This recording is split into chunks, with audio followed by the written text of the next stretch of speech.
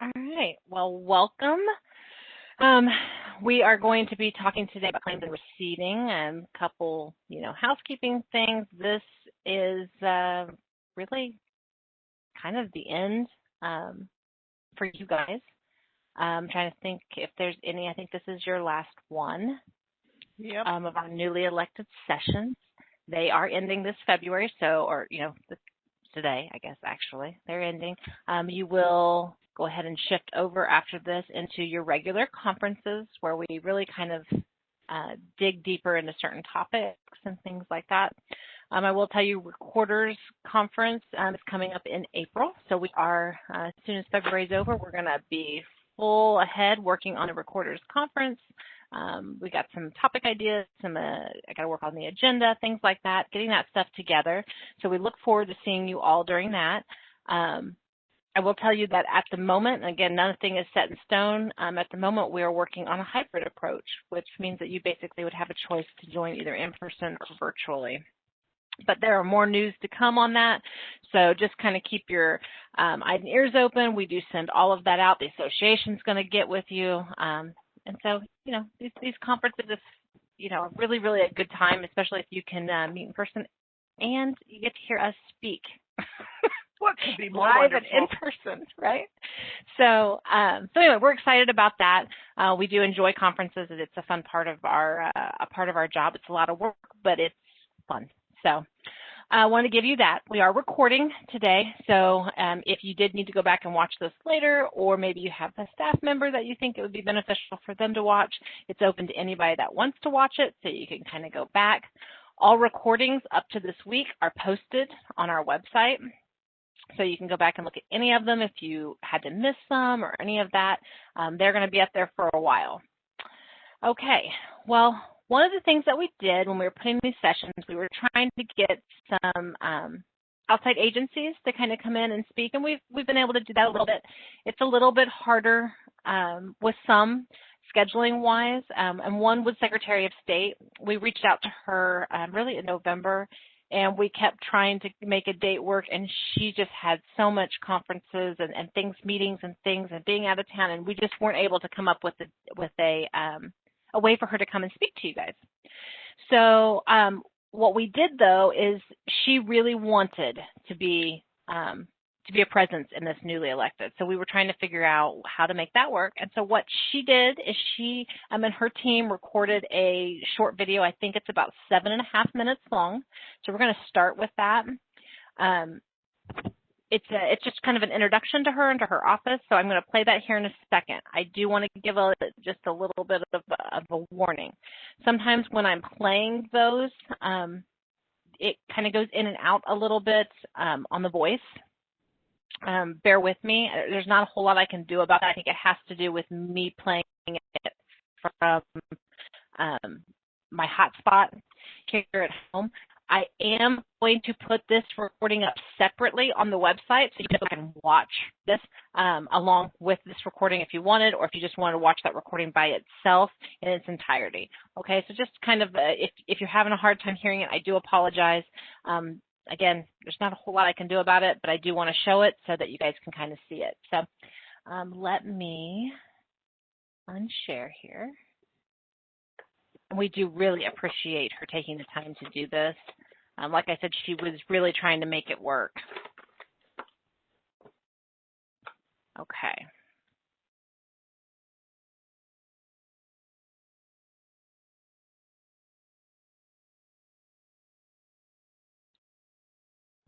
Well, give me just a second. It's not showing up.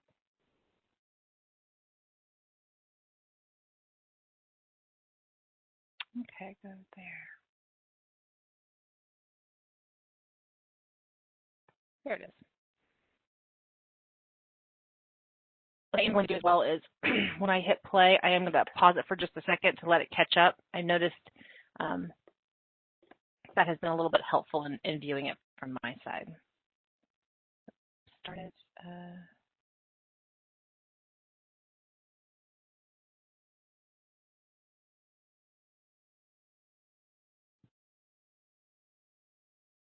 Okay.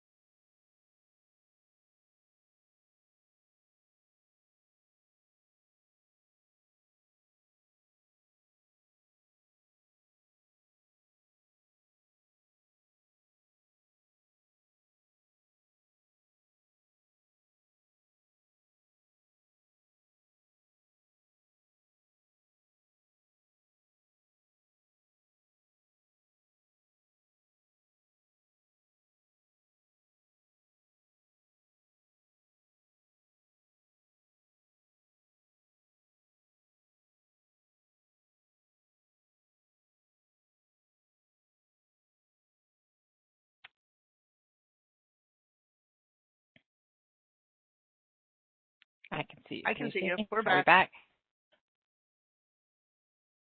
Okay. I apologize. I will tell you that that was a little bit choppy just playing it on my computer. It was quite a bit choppy there. So again, it doesn't record when we do these sessions. So even though I played it there, it does not become part of the recording. It stops that. So it would, it will be there separately. So you can go back and rewatch it if you would like to see it. So we do want to tell her thank you. We do appreciate her taking the time out to record that video. I wish it would have just shown a little bit better. I tried, guys. I even moved my hotspot way over here thinking it would help. Okay. Well, again, we appreciate that. So what we kind of like to do is we'd like to get started and talk about claims and receipting, the whole reason you're here, because, it's fun. It is. Okay. Tell me when you see what I want. I see notes. Why does it do that? I'm telling you, it does that all the time. It has a mind of its own. Okay. It put it in a completely different place than I had it before. It's the right screen now. Okay. I need to move you. Ow, that hurts. All right. Okay, so claims and receipting.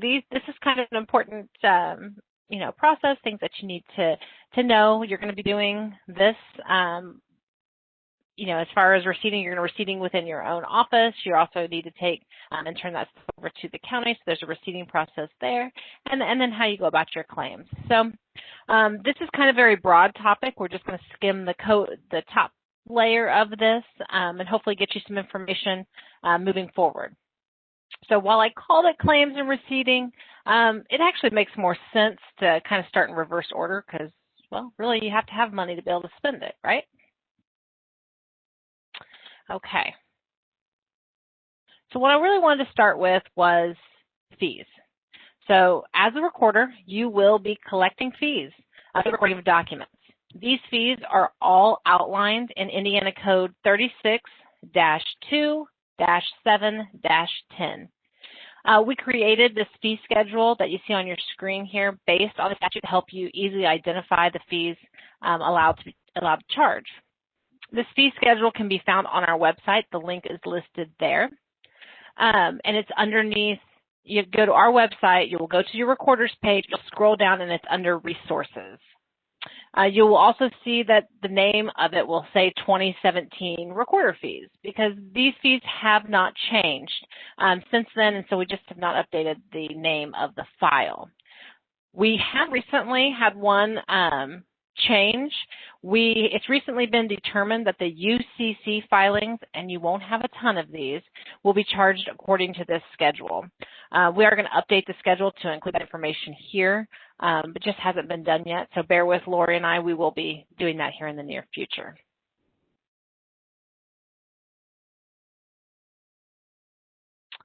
So someone's recording a deed, let's say. You're going to charge them a fee. So we figured that out. You've got your fee schedule. So what type of payments can you receive? So the Indiana Code 36-1-8-11C outlines that a payment to a political subdivision for any purpose may be made by any of the following financial instruments that the fiscal body of political subdivision authorizes to use. Your fiscal body is your council. So you can go cash, check, bank drafts. This would also include cashier's check and counter checks, money order, bank card or credit card, electronic funds transfer.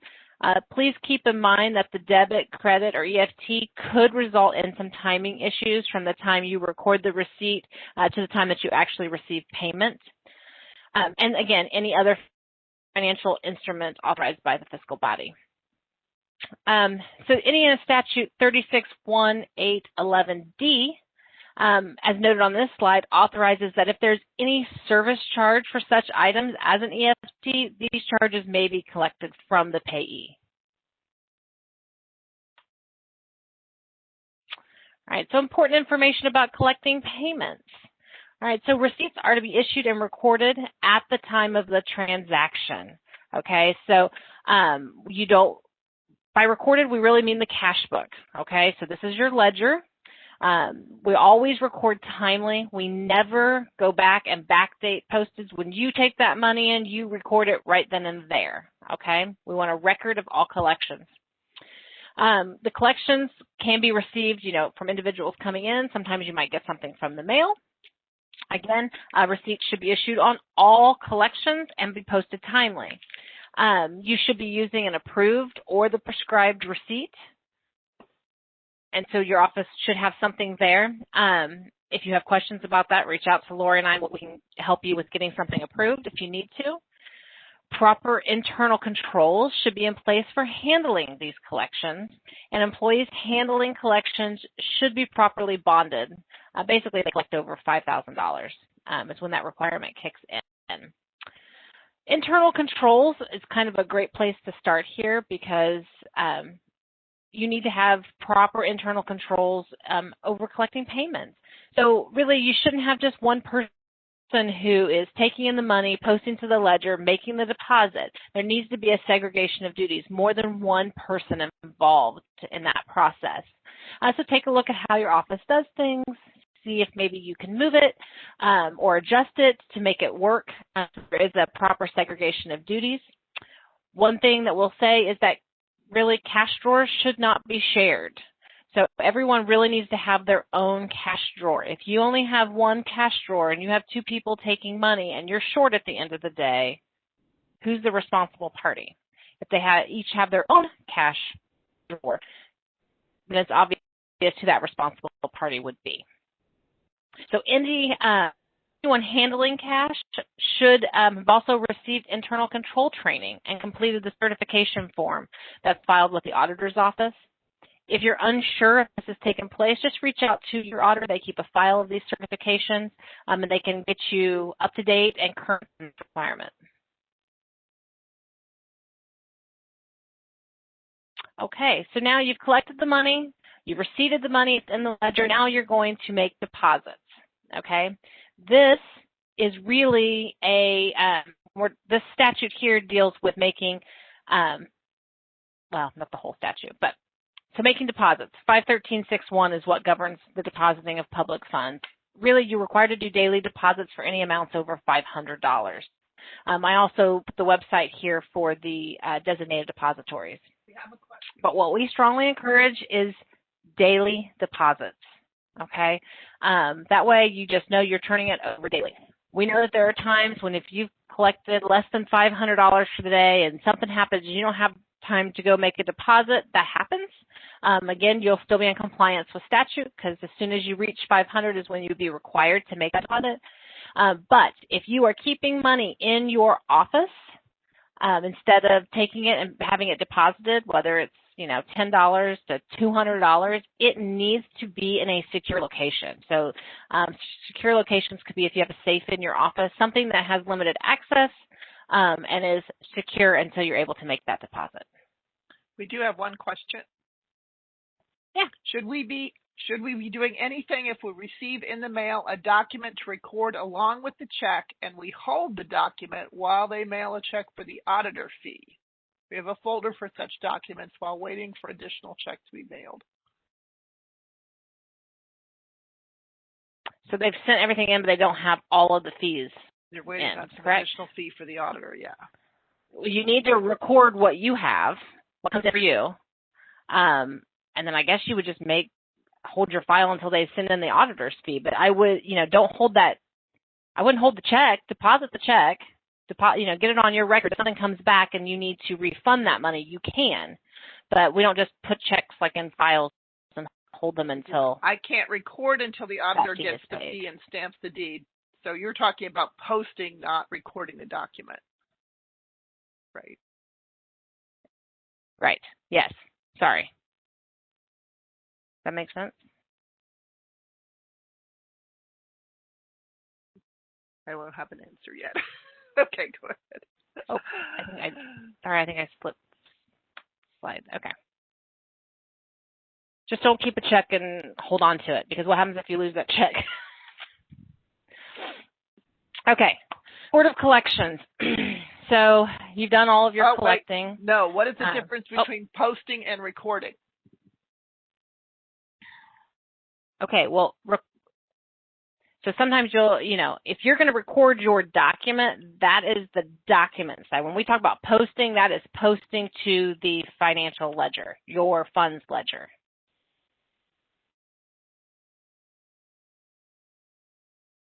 So posting would be more the accounting term where, recording would be the document itself that's scanned in and put on record. Indexed, yes. Thank you, and indexed. Okay. Oh, sorry, guys. All right, so report of collections. This is a prescribed form. It's General Form 362. Though you may have software that has a report of collections that's used as an alternative to the prescribed. Most of the ones I've seen look just like the prescribed form. They just need to have the same information on there. So we discussed the report of collections briefly in the Gateway How-To session because we were talking about what you uploaded.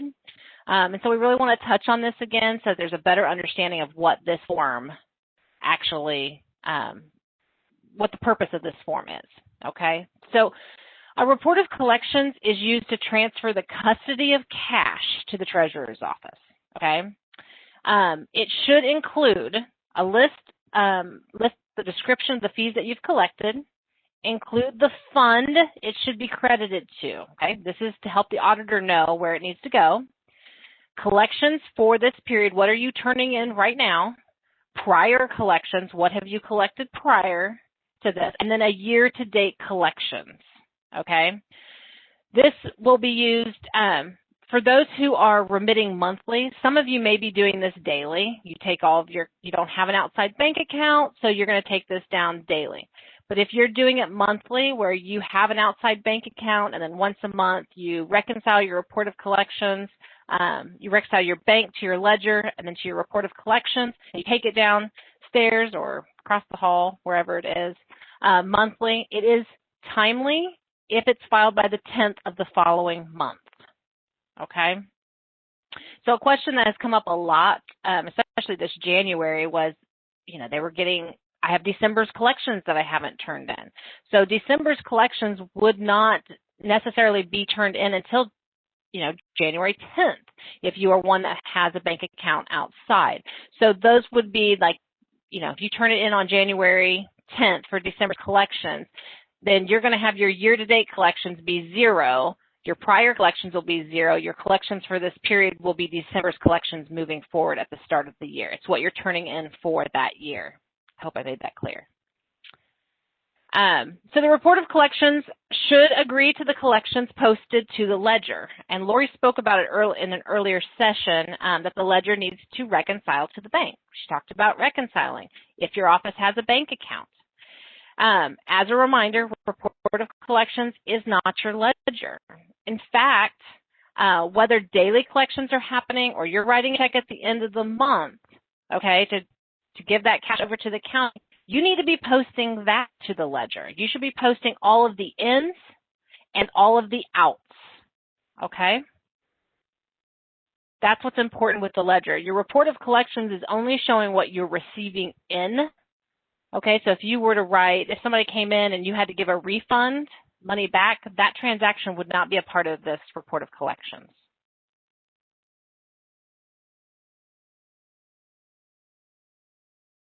Okay, so you have put your report of collections together, you have your money, you're ready to take it down to the auditor's office, okay? So really it's kind of a 3-step process. So you take your report of collections to the auditor to be filed, okay? They hold on to your report of collections down there. This allows the auditor to prepare an application to pay. This will show the date, the funds that are credited, the amount, and the source, okay, from where that money came from. This application to pay tells the treasurer which funds they're to post against, okay? So then, that application, you've given them the report of collections, you still have your money. You do not give them your money. You still have your money.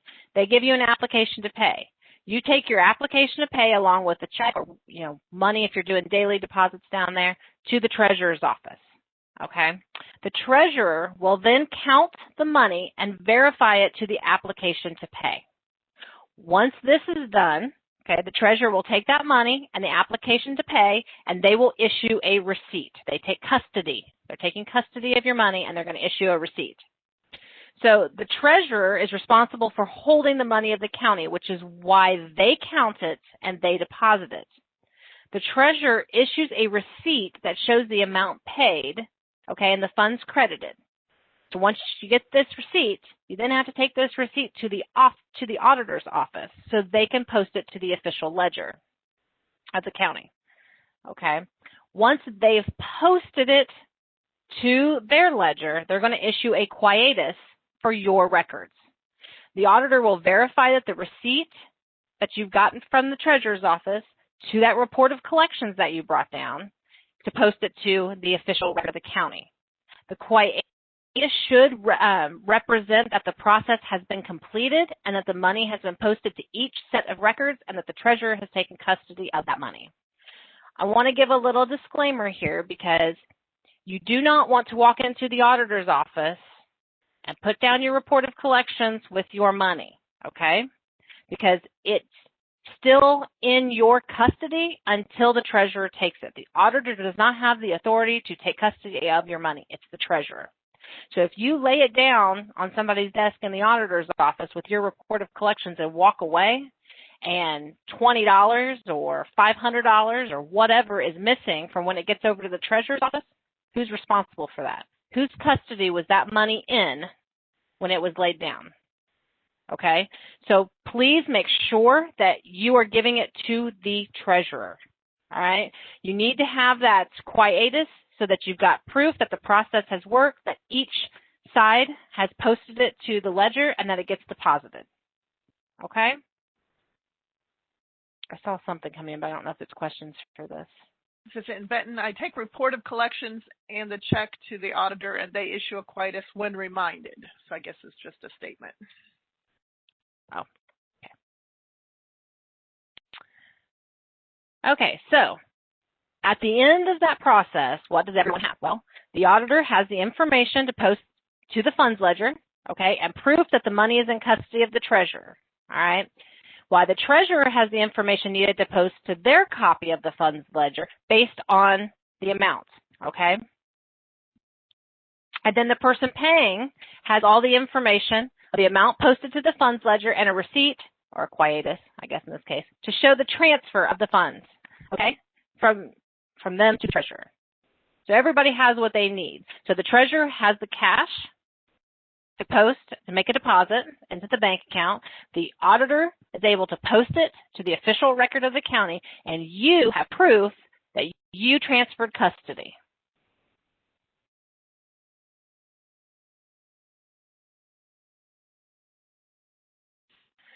Okay, so I'm trying to go through this process here. So you have turned over your money. Now your money is in these funds. Well, what are these funds? What is fund accounting?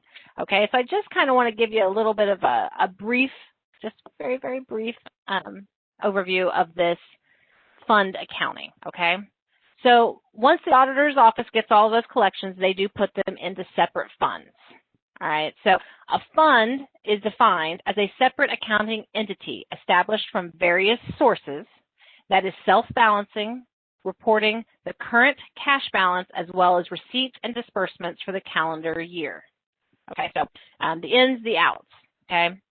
All funds require appropriation before disbursements can be made unless a specific statutory authority to spend without an appropriation. We're going to go more into that. But right now, let's just discuss the funds that you need to be the most familiar with. Okay. First one, and we're just going to, again, skim the surface here because this is almost always a topic at the conferences. So you know you've got general fund. If you've heard anybody talk about you have general fund, this can be used for any general purpose of the county. Sometimes you might have a line item inside there that you can spend from within the general fund, but you'll have to get with your auditor if you're unsure.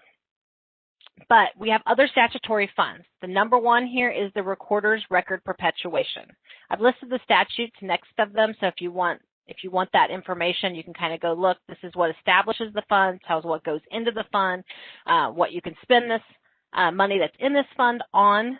Okay, so remember, all funds require an appropriation unless specifically stated in statute. Well, in the recorder's record perpetuation statute, there is a line in there that says it can be used without appropriation.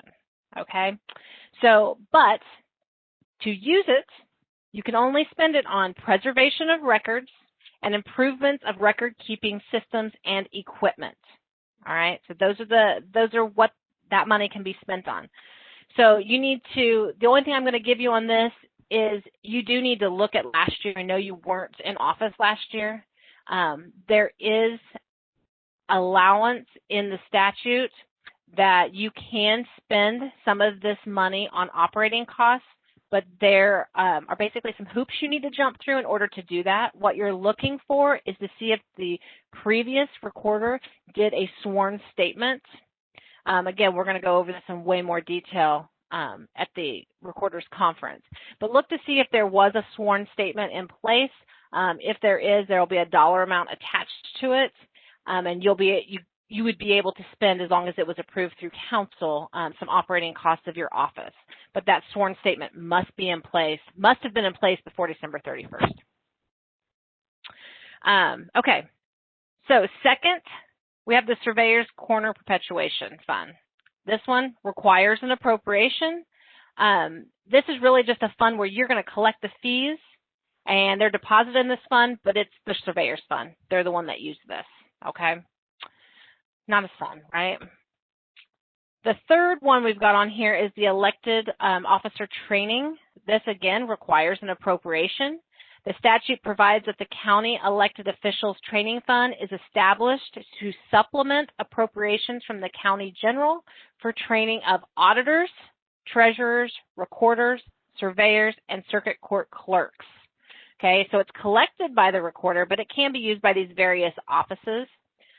This statute was also amended in July of 2019. It includes that those offices are allowed to include one or more designees for these conferences to be able to be used. So if you were going to the conference and you wanted to bring a deputy or one of your employees and you needed to use from there, you would be allowed to, statutorily. But then your county might be another story.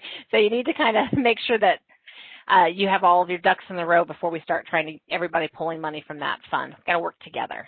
Make sure we have enough money inside there, and appropriation. So again, it's just to help supplement the trainings. The fourth fund that I want to mention is the County ID Security Protection Fund. Again, this one requires an appropriation. So this fund is established by County Council and administered by the County Recorder to purchase, upgrade, implement, or maintain redacting technology to secure protection measures used in the office of the recorder. There is an ability to transfer funds from this ID Security Protection Fund to the Recorder's Record Perpetuation Fund within statute as well. So again, just a brief, we will dig deeper in these as you guys kind of get into the conferences. But those are the four that you're mainly going to mess with. So now you've collected your money, you've deposited your money, it's in your funds, and now you want to buy something. Okay, so office supplies, I don't know, all kinds of different things. Maybe you want to buy new scanners, any of that. But now we need to talk about the claims process. Okay, so the claims process is really more the auditor's domain, and we discuss claims a lot with them. But the truth is, you, as a recorder, initiate this process every time you need something paid. Okay, you're going to fill out the accounts payable voucher that you see on your screen here, and you're going to sign for it.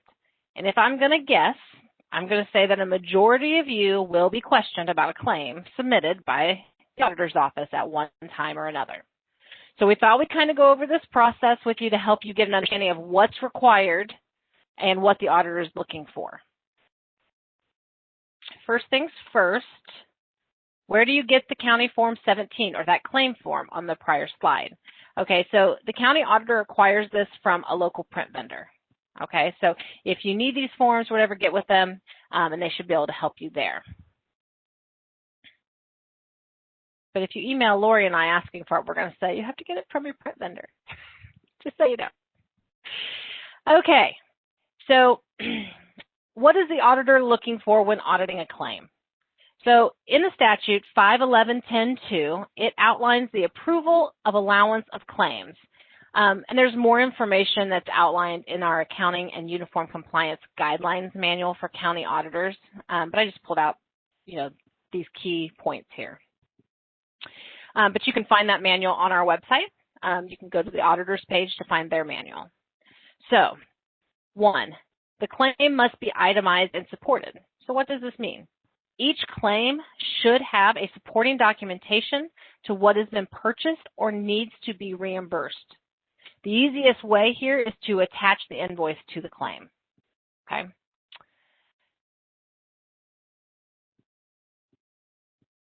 All right.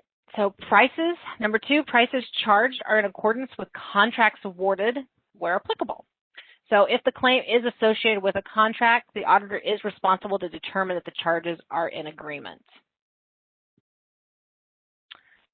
3, the quantity and unit price added to agree to the total on the invoice.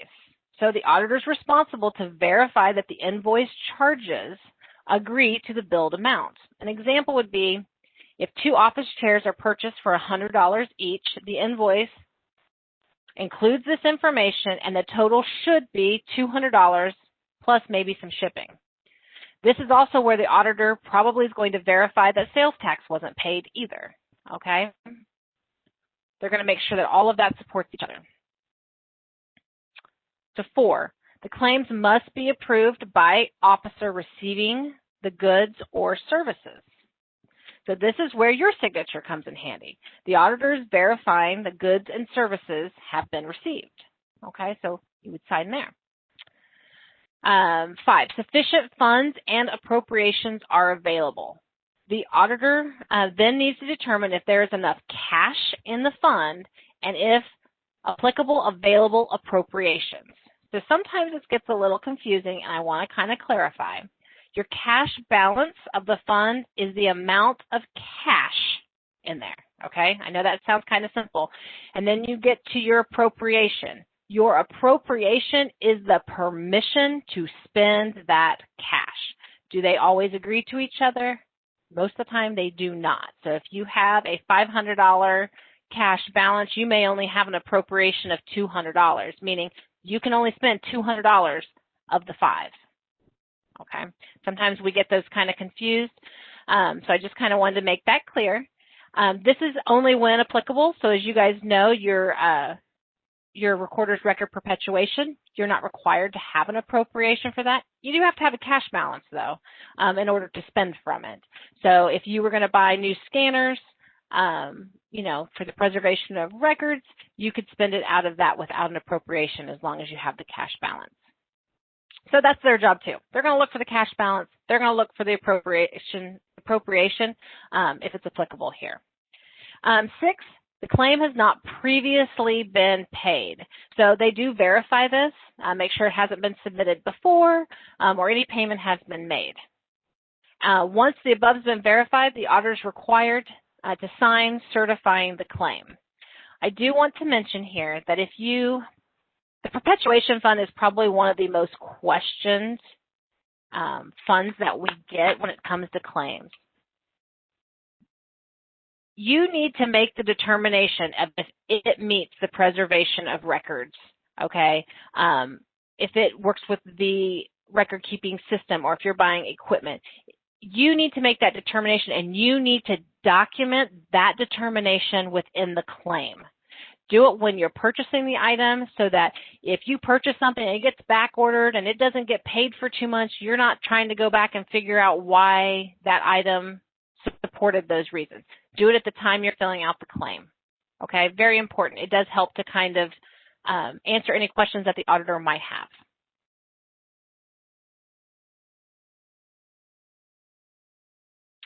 Okay. So additionally, the auditor will need to know what fund number and account number you wish to apply that claim towards. Okay, so they need to know where that's coming from. You may need to work with them to determine which expenditure accounts are correct to use. All right, so you've got your fund number. Your cash goes in there, but when we talk about appropriation or a budget line item, that's how much you have to spend on those things like payroll or supplies. Okay, so you may need to talk with them to figure out where your purchase meets and what appropriation it should go against, if it has an appropriation, or which line item it should go against, if it's perpetuation. Okay, so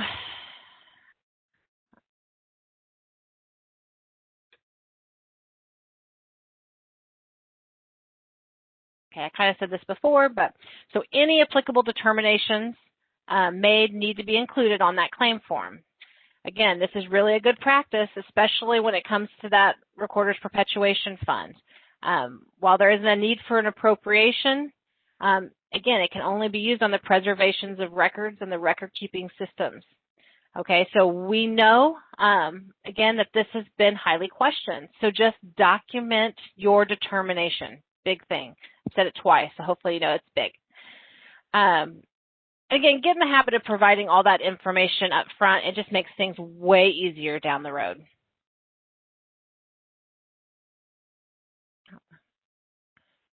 Okay. So just a quick reminder here that timeliness is very important when you're submitting your claims. The auditor has to have time to audit the claims and be able to certify them before presenting them to the county commissioners for approval for payment.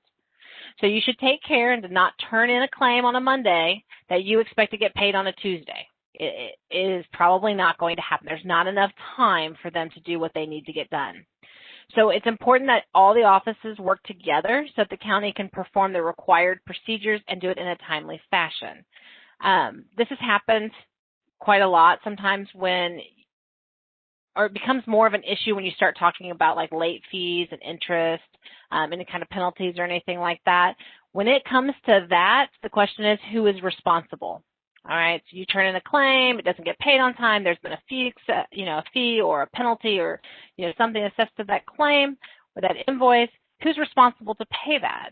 Well, we're going to look at where did this happen. If you turned it in on a Monday expecting to get paid on Tuesday, then it's probably going to be you're going to be the one that's at fault here. If you turned it in on a Monday but it wasn't due for 2 to 3 weeks or whatever, and it got held up either with the auditor who didn't review it, or it even could be held up with the commissioners who just didn't approve the payment, then we're going to go that way with it. So again, you need to work together. It's a group effort here to make sure that everybody plays their part and that everything gets paid timely.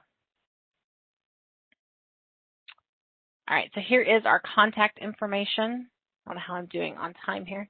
So here's our contact information. So again, you can give us a phone call, you can email us this, and we'll be happy to walk you through anything or answer any questions that you would have. I think what I'm going to do now is stop sharing. Okay, and let me give you cameras and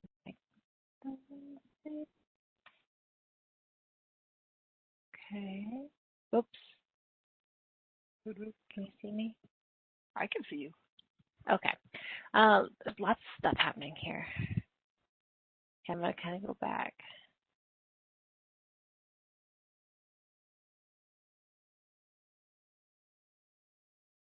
Mail back.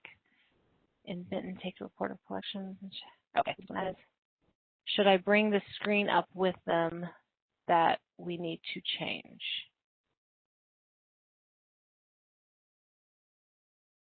Is that part of the other conversation? I'm not sure. I think maybe about not getting the quietest every time. Oh, okay. I mean, we do go over this process with them too and what their requirements are. So they should be well aware of what they need to give to you and how that process should work. Okay. Anybody have any questions? Did I totally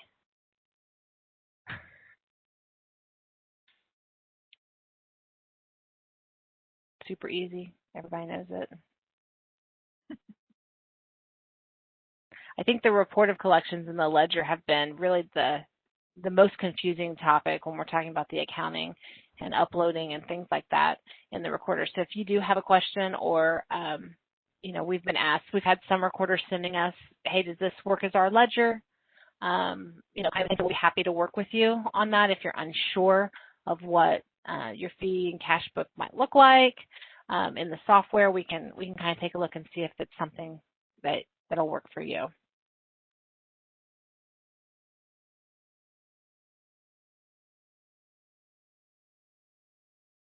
Any other questions?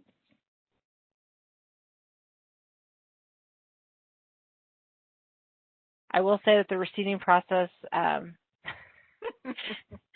been a touchy subject for probably, the last couple of years. I came in, you know, kind of in the tail end of it, so I didn't get to see it at its height. But if you have, you know, any questions about this, you know, again, we'll talk to you about it, but we are giving the same presentation to all of them, all the affiliates. Okay, my most difficult thing is determining what fund a payment should be taken from. We have a redaction fund, enhancement fund, and perpetuation fund. So again, it really just depends on what you're purchasing. So work with your auditor too, and you know, if you do have a question, you can always ask Lori and I, hey, can we pay from, can we buy this from this fund? Each of those funds are established for specific purposes. So depending on what the purpose of your claim is, helps you determine which fund it should come out of. Probably stated, but are these slides available? Yes, the slides are on the website. I normally put it in there.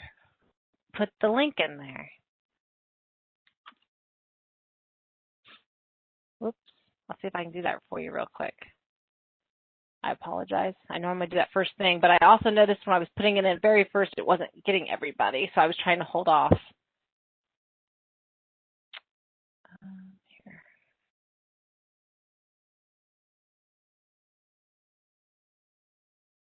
February.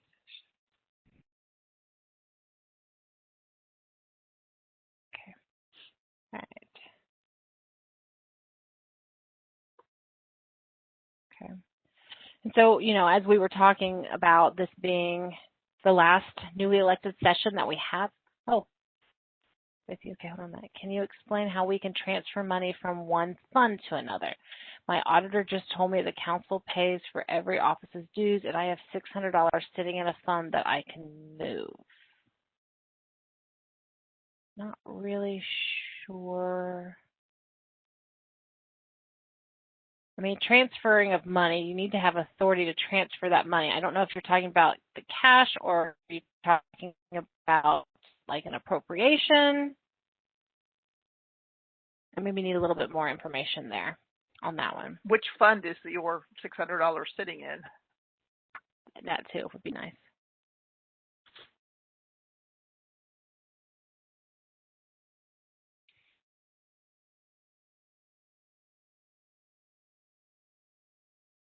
Transfers are not allowed, again, unless there's statutory authority. And as Ricky pointed out, there is statutory authority to go from the security ID fund to the perpetuation fund, because the statute says, yes, you can transfer it.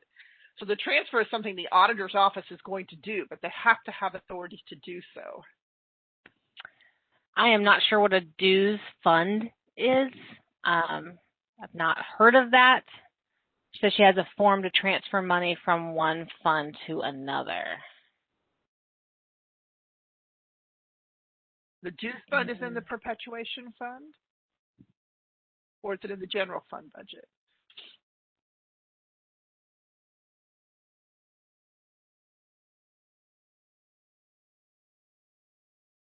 Dues is just a line item in the recorder's perpetuation fund. Well, and what to transfer it to where?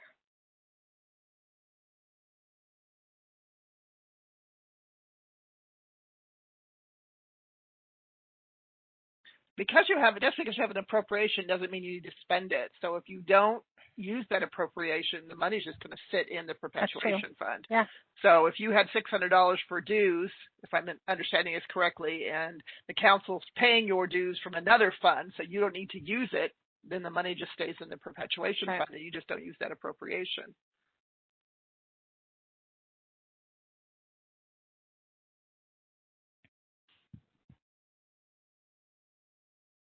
So you can see why it gets very confusing when we're trying to determine, are you talking about appropriation or are you talking about fund balance? Okay, there's another line item in the recorder's perpetuation fund. The next year, not to request due line item. Okay, so you've got an appropriation in there for the, the dues, and then she's telling you next year not to do that, which makes sense. So if it's going to be paid from another line, another fund, a line item in another fund, that's okay too. As Lori said, it would just sit there.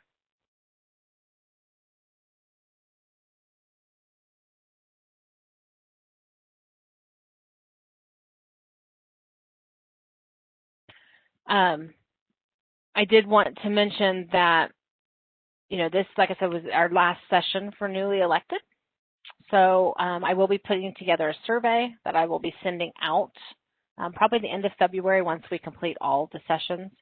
We only have a handful left, which for Lori and I, it's like, whew, we really enjoy doing all of these. But we would like some feedback on that. And, did you find it educational? That kind of stuff. Did you like the timing of them? It'll be very short, probably no more than 5 questions. So please be on the lookout for any of that. Also, you guys are going to be our first big conference coming up, is the recorders. So think about maybe something that you'd like to know more information about, like a topic of some kind. You can reach out to us. You could reach out to your association, whichever you're more comfortable, and say, hey, I really want to know more about this. Like I said, these sessions have all been very top level. The conferences is where we really dig down really pretty deep and go through some other stuff. So keep that in mind as you are going forward. On your perpetuation fund, you don't need an appropriation line unless you're using it for operating expenses. Dues would be an operating expense. So I'm assuming there is a sworn statement that puts that budget in there.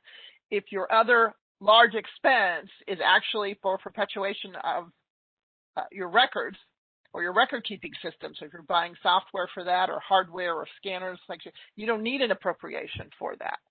If it's an operating expense, then you could transfer from one line item to the other. You can move that appropriation to another line item. Right. And yes, these newly elected webinars count towards your education hours. Yes. Definitely. So I am maintaining a spreadsheet now. Every time that you guys log in, you get marked down on my little spreadsheet. At the end of February, we'll be sending out certification letters that will include all of the sessions that you attended. I can only certify the sessions that you logged into. You can go and watch them. They're available out there. That's great. You just need to keep your own record of what you've watched, but I can't certify those because I don't have any way to verify. Okay, so just be on the lookout for that as well. I need survey sleeves for storing large surveys. So is your question? You can use the perpetuation for that without an appropriation, because that would be the preservation of those records. Yes. Perfect. Thank you. Hey, I like perfects and I like thank you.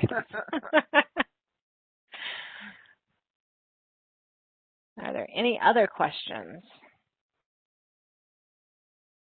I'm sure there are like thousands.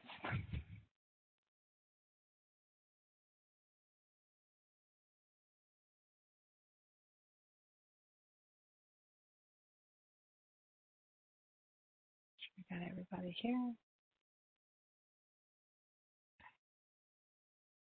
A few more minutes, see if anybody else posts anything.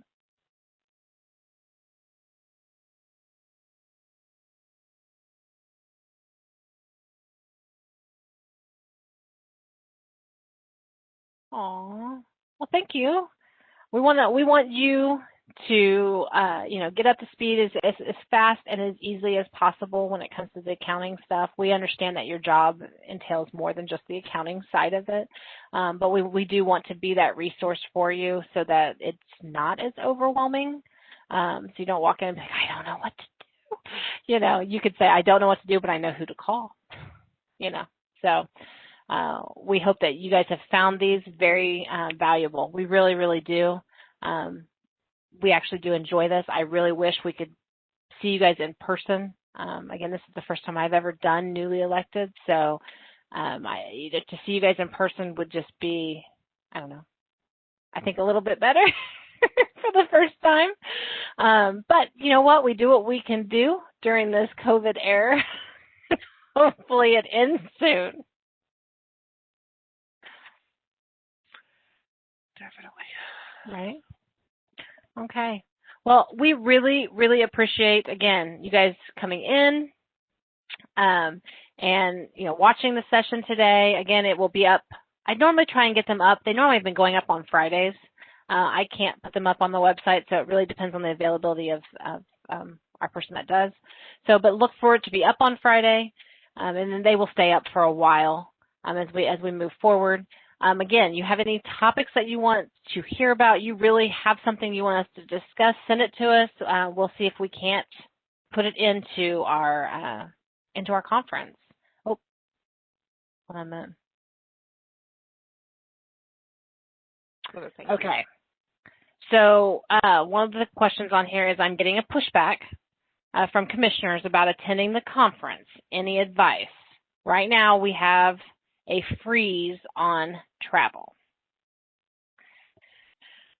Well, state called meetings, the state called meeting part, recorders is a little tricky because the state called meeting part is part of the conference, but it's not the whole conference. Okay, so the state called portion, can be paid from your general fund unappropriated. That all comes out with the call letter, and again, it can be a little bit confusing. I don't know what to tell you on this. I kind of understand, and some people are very leery. Your guys' is in April about whether or not we should be in person. Of course, that's been the question all year. Everybody wants to be in person, but things have kind of happened one way or another. This one, I can tell you, we tried to push back. Anita Mather is your association president. She really did try to push back the date to make it a little bit easier to get to. People making it better for people to come in person, and she just was not able. People are booking because they're hoping for in-person stuff. The hotel was very full at that time, so that's why we decided to keep the date the same and work on the hybrid approach. So you need to work with your county and see, what their thoughts are on this. What is that pushback from it? Is it just to save money? Again, you'll be able to do everything in the conference virtually that you could do in person. We make sure that it's available. You get the whole thing. You get credit for attending, whether it's virtual or in person. Did that answer it?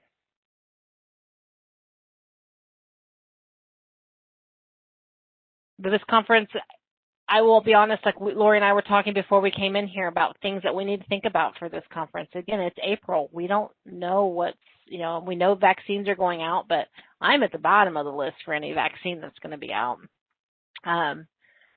So we need to put safeguards in place in April. So it will be a little bit different than your traditional conferences as well. So if you were on the fence about whether or not you wanted to attend, it's, we're going to have to put some social distancing in there, and there's going to be some masks, people wearing masks. We got to figure out how we get hand sanitizer. We have 1,000 questions of how do we promote social distancing and keeping everybody safe.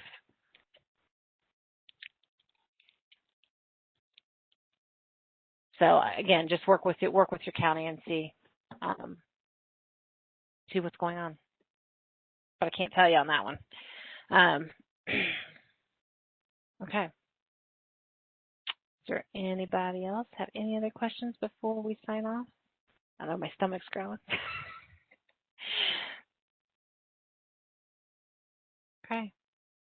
Well, we really do appreciate you guys tuning in. And again, reach out to us.